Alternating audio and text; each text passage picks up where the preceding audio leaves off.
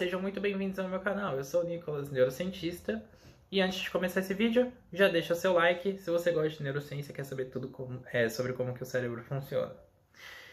No vídeo de hoje eu vou falar sobre um tema que é a relação entre mente e corpo, né? Entre aquilo que é dito psicológico e aquilo que é dito físico, né? Muitas vezes você já deve ter ouvido alguém falar: nossa, mas isso daí é que a pessoa tá passando, ela é uma coisa só psicológica, isso aí não é nada demais, né?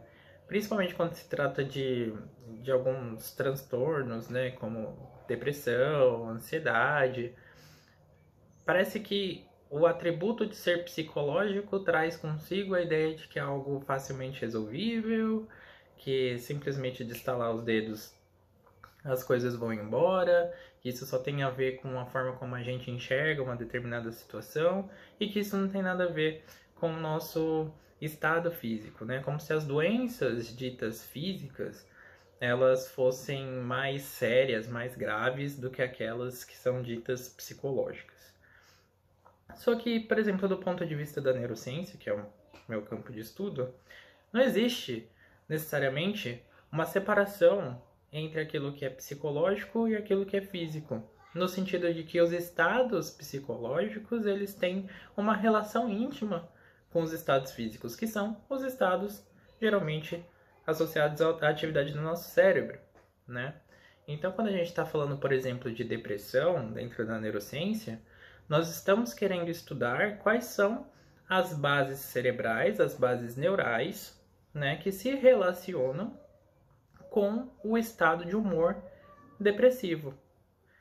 Claro que a depressão ela tem um componente que carrega, né, a história do indivíduo, quais são as experiências que ele teve, a forma como ele lidou com elas, a forma como ele interpretou essas situações na sua vida, a forma como ele pensa a respeito dessas situações, mas ao mesmo tempo tem todo um componente químico, todo um componente estrutural do cérebro que também está associado a uma atividade, né, cerebral que pode ser medida, que pode ser entendida, né, que também tem uma relação estrita com essa forma de se sentir, né? Fica mais claro a gente pensar na relação entre estados mentais e estados cerebrais quando a gente estuda as lesões cerebrais, né? Então, essas relações causais, elas são mais facilmente observadas quando, por exemplo, eu tenho um funcionamento normal do cérebro, de repente eu acabo tendo uma lesão em uma determinada região específica do cérebro que causa uma mudança comportamental. Então fica muito fácil de você observar que os estados comportamentais, estados mentais estão relacionados com a atividade do cérebro, mais facilmente do que aquilo que na cultura popular é entendido como um estado psicológico qualquer, como um sentimento, como a própria depressão, muitas vezes, a própria ansiedade, né? Por que se tomam antidepressivos? Como é que eles funcionam, né? Então, tem toda uma questão de como as células se comunicam através dessas substâncias químicas que nós chamamos de neurotransmissores, e os remédios, eles atuam nessa comunicação, né?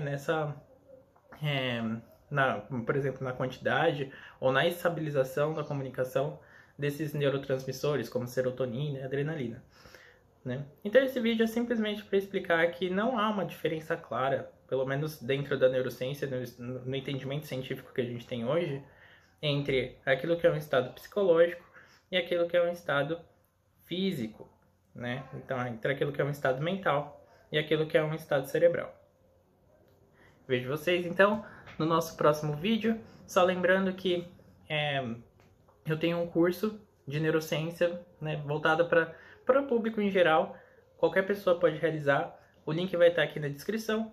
O curso se chama Neurociência no Meu Dia a Dia. E eu vejo vocês no nosso próximo vídeo.